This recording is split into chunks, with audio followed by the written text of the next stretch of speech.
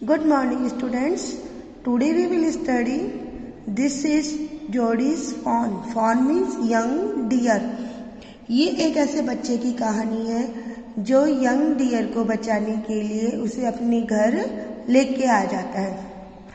In this story, Jody's father has been bitten by a rattlesnake. इस कहानी में जो जोडी नामक बच्चा है उसके फादर को रेटल स्नेक ने बाइट कर लिया है. He quickly kills a doe and use its heart and liver to draw out the poison. वह एक डो यानी कि फीमेल डियर को किल करता है और उसके हीवर और हार्ट और लीवर को यूज करता है स्नेक पॉइजन को बाहर निकालने के लिए. Jody wonders what will happen to the little fawn left without a mother. Jody उनके बच्चे ये देख के हैरान होता है कि क्या होगा उस छोटे से बच्चे का जिसकी माँ इस दुनिया में नहीं है, यानी वह बच्चा अपनी मदर के बिना कैसे रहेगा. Jody allowed his thoughts to draft back to the fawn. Jody ने अपनी जो थॉट्स है उसे वापस उस फॉन की ओर टर्न किया. ही could not keep it out of his mind. वह उस फॉन के बारे में अपने माइंड से नहीं निकाल पा रहा था. He had held it in his dreams. वह उसके सपनों में आ रहा था. In his arms, जैसे उसने अपनी भुजाओं में पकड़ रखा है. He slipped from the table and went to the father's bedside.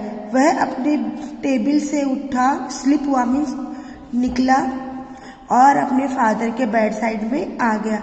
Penney lay at rest. Penny resting condition में लेटे हुए थे. Penny means Jody's father. His eyes were open and clear. उनकी आंखें खुली हुई थी.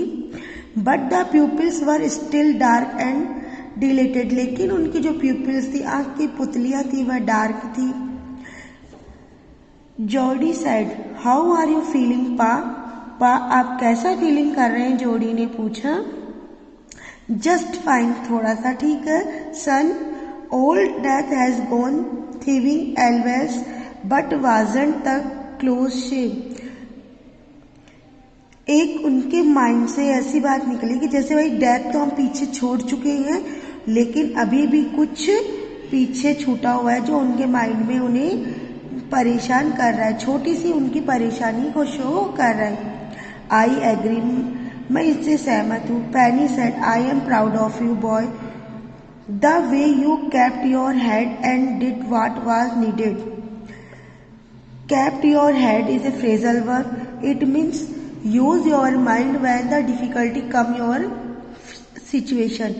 जब आपके सामने परेशानी आती है उस कंडीशन में आप इमीडिएट डिसीजन लेते हैं, उसको हम kept your head बोलते हैं. कि आपने उस कठिन परेशानी में इतना अच्छा डिसीजन लिया जो तुम कर सकते थे. मुझे तुम पे गर्व है.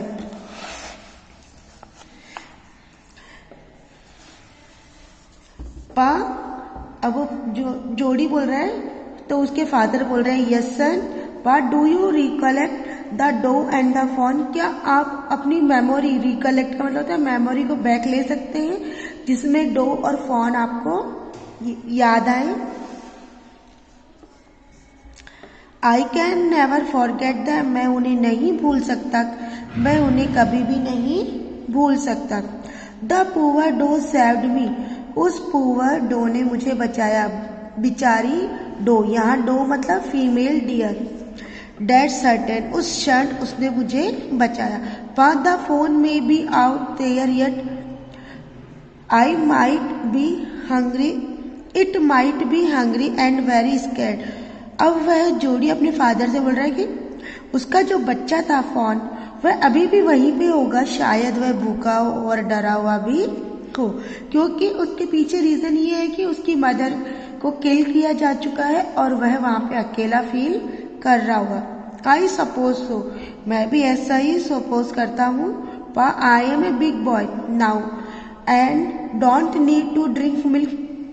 जोडी बोल रहे हैं, पा अब मैं बड़ा लड़का बन गया और मुझे दूध पीने की भी आवश्यकता नहीं है. Why don't I go and see if I can find the phone. तो क्यों नहीं मैं जाऊं और उसको देखूं कि वह फोन वहां पे है या नहीं, यानी मैं जाके उस फोन को तलाशूं.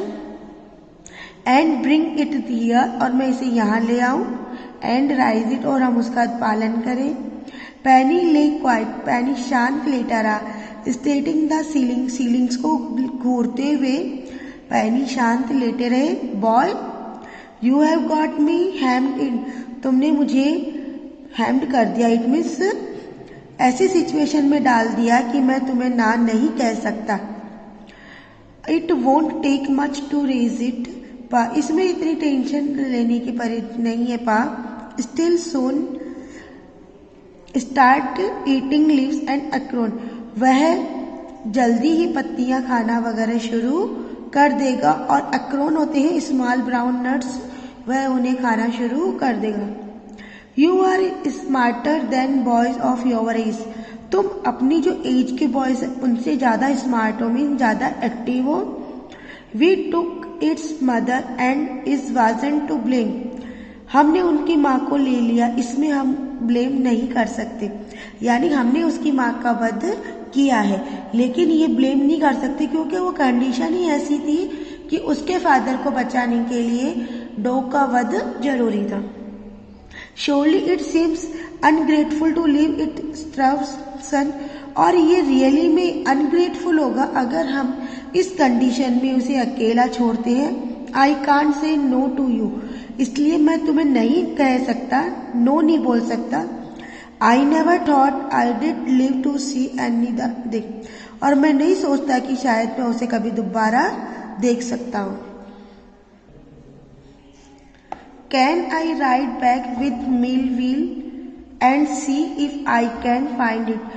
क्या मैं वापस मिलविल के साथ वहाँ पे जाऊँ और उसे देखूँ, शायद वह मुझे मिल जाए। Tell your माँ, अपनी माँ को बुलाओ। I said you can go, मैं कह दूंगा कि तुम जा सकते हो। He sidled back to the table and sat down, वह वापस टेबल की ओर सरका और वह नीचे उतरा।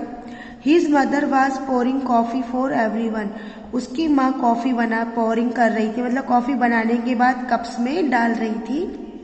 He said, वह बोला। माँ, पा says I can go bring back the phone, माँ पा कह रहे हैं कि मैं वापस जाके उस फोन को ला सकता हूँ। She held the coffee pot in mid air, उसका जो कॉफी पॉट था वह हवा में ही रह गया, इट मीन्स वह कॉफी पोरिंग करना छोड़ के उसकी बात को सुनने लगी। What phone?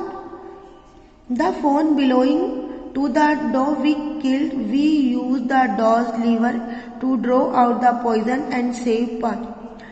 वही फोन जो उस डॉग से बिलोंग करता है जिसको हमने किल कर दिया था, और उसका लीवर हमने पाक का पॉइजन निकालने के लिए यूज किया था और हमने पाक को सेव किया था। शी गैप्स्ड, वेल फॉर पीटी सेक, इसके लिए जो तुम्हारी सोच है वह वास्तव में अच्छी है। Pa says it would be ungrateful to leave it to starve, Pa कहते हैं अगर हम उसे इस तरह से छोड़ते हैं तो वह हमारे लिए अनग्रेटफुल होगा, इट मीन्स हम उसका आभार व्यक्त नहीं कर पाएंगे। Doc Wilson said, Doc Wilson बोले। That's right ma'am, nothing in the world came quite free, कोई भी चीज वर्ल्ड में फ्री नहीं आती है। The boy's right and his daddy's right, ये लड़का और इसके डैडी दोनों ही सही हैं। मिलविल सेल, मिलविल बोले। He can ride back with me, यह मेरे साथ वापस जाएगा। I will help him find it, और मैं उसको फाइंड करने में उसकी हेल्प करूंगा। She said down the pot helplessly, और उसने अपना पॉट एकदम निराशा से नीचे रख दिया, मतलब बिना किसी helpless. Well if you will give it your milk, अगर तुम उसे अपना दूध दे दो तो we have got nothing else to feed it, हमारे पास उसे खिलाने के लिए कुछ भी नहीं है। मिलविल सेड, मिलविल बोला। कम ऑन बॉय, बेबी आ जाओ। We have got to the riding, अब हम सवारी के लिए रेडी हैं। माँ बैक्स्टर आस्क्ड, माँ बैक्स्टर पूछती है you will not be going gone long, तुम ज्यादा दूर मत जाना। जोडी said I will back before dinner for sure, मैं डिनर तक वापस उससे पहले ही वापस आ जाऊंगा। Millville mountain his horse and pulled Jordi up behind him. Millville घोड़े पे सवार हो गए और उन्होंने जॉर्डी को भी उसके ऊपर खींच लिया। ही सेड टू मिलविल, उन्होंने मिलविल से बोला, do you think the fawn still there? क्या तुम सोचते हो कि वह फोन अभी भी वहां पे होगा? Will you help me finding, क्या तुम मुझे उसको ढूंढने में हेल्प करोगे? We will find him if he alive, अगर वह जीवित होगा तो हम उसे ढूंढ लेंगे। How you know it's a he, तुम कैसे जानते हो कि वह ही है? ही यूज होता है जनरली मस्कुलाइन जेंडर के लिए। The sports were all in A line, उसके जो स्पोर्ट्स थे वो सारे एक लाइन में थे। On a doff on passes the sports are every which way, जबकि वह बताते हैं कि जो फीमेल डो होता है फॉन, उसके स्पोर्ट्स एवरीवेयर फैले हुए होते हैं। Jody gave himself over the thoughts the fawn, Jody ने अपने आप को फॉन के थॉट्स में डाल दिया। इट मीन्स वह उसी के बारे में सोचने लगा।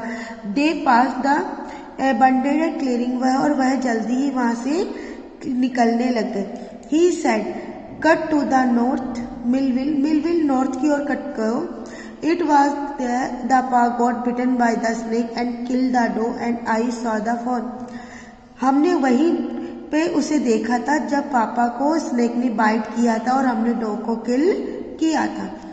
Suddenly Jody was unwilling to have Millwheels with him, अचानक से जोडी की अनिच्छा हुई कि वह मिलविल को अपने साथ नहीं लेके जाए। If the fawn was dead, अगर वह फोन की डेथ हो गई होगी, और कुड नॉट बी फाउंड, और अगर वह नहीं मिलेगा, he could not have this disappointment scene, वह उस सीन को देख नहीं पाएगा। And if the fawn was there, और अगर वह फोन वहां पे होगा, the meeting would be so lovely and so secret that he could not due to the sharing, और अगर वह फोन उसे वहां मिलता है तो उनकी जो मीटिंग होगी वह बड़ी ही प्यारी और गुप्त होगी और वह इसे किसी से शेयर नहीं करना चाहेगा। He said, "It's not far now." अब वह ज्यादा दूर नहीं है। But the scrub is very thick for a horse. लेकिन ये जो स्क्रब्स है, शाखाएं हैं, वह हॉर्स के लिए बहुत थिक है। I can make it on foot, और मैं पैदल ही इसे पार कर सकता हूँ। But I am afraid to leave you, boy. लेकिन मैं तुम्हें अकेला छोड़ने से डरता हूँ। Suppose you got lost or got bitten by the snake too. Suppose करो अगर तुम खो गए या तुम्हें भी स्नेक ने बिट कर लिया तो आई एम टेकिंग केयर, में अपना ध्यान रखूंगा। It might take me a long time to find the fawn, और शायद मुझे उसे ढूंढने में ज्यादा टाइम ना लगे। इफ ही वेंडर, अगर वह कहीं चला गया होगा, वेंडर मीन्स इधर उधर घूमना। Leave me for all of right here, आप मुझे यहीं पे छोड़ दो। ऑल राइट, ठीक है, but you take it easy now, तुम इसे इजी लेना। यू नो नॉर्थ हियर, क्या तुम जानते हो ये नॉर्थ है या east? There and there that tall pine make a bearing, देखो वहां पे एक जो पाइन्स का ट्री है उसके ऊपर फ्लावरिंग हो रही है। इट मीन्स ये इंडिकेशन का काम कर रहा है डायरेक्शन को फाइंड करने में। सो लॉन्ग, इतना दूर। So long Millwheel, I am obliged. He waited for the sound of the hoofs to and then cut to the right. उसने hooves यानी कि जो घोड़े के खुरते उनकी साउंड को दूर होने का वेट किया और वह राइट की ओर कट हो गया। The scrub was still, scrub अभी भी थे। Only his own cracking of twigs sounded across the silence. केवल वह जो टहनियां तोड़ रहा था उनको तोड़ने की आवाज उस खामोशी को तोड़ रही थी। He wondered for an instant he had mistaken his direction. और वह इधर उधर घूम रहा था और उसे ऐसा लग रहा था कि शायद उसे डायरेक्शन फाउंड करने में मिस्टेक हो गई है। Then a buzzard rose in the front of him and flapped into the air. तभी अचानक से उसके सामने एक बड़ा सा पक्षी आया जो डेड एनिमल्स के फ्लैश को ईट कर रहा था. He came into the clearing under the oaks.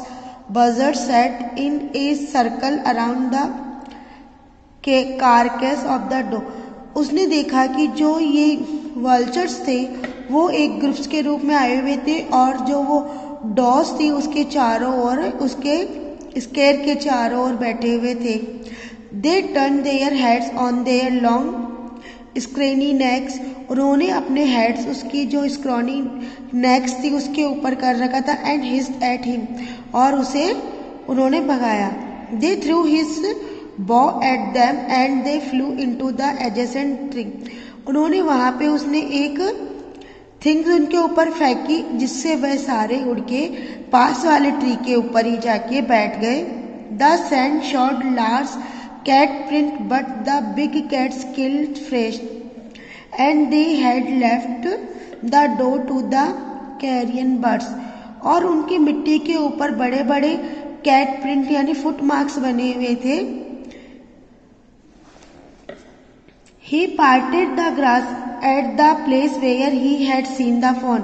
उसने उस ग्रास के पार्ट किए, इट मीन्स उस ग्रास को क्रॉस करने की कोशिश की जहाँ पे उसने फॉन को देखा था. It did not seem possible that it was only yesterday. ये उसे ढूंढना ज्यादा मुश्किल नहीं लग रहा था क्योंकि उसने उसे yesterday देखा था. The fawn was not there. वह फॉन यहाँ पे नहीं था. He circled the clearing, और उसका सर्कल क्लियर दिख रहा था. There was no sound, no sign, no buzzard clacked their wings, impatient to return their business. और यहाँ पे कोई भी साउंड नहीं था, कोई भी साइन नहीं था, और जो बजर्स थे वो वापस अपने विंग्स को साउंड करते हुए आ रहे थे. He returned to the spot where the fawn had emerged and dropped on all fours, studying and send for the small hoop print. वह आगे आया और वहां पे स्पॉट को ढूंढने लगा जहां पे उसे उसके हुप प्रिंट मिल जाए फॉन के. The night's rain had washed away all tracks except those of cats and buzzards. रात की बारिश ने वह सारे निशान वहां से हटा दिए थे केवल बिल्ली एंड बजर्स के अलावा.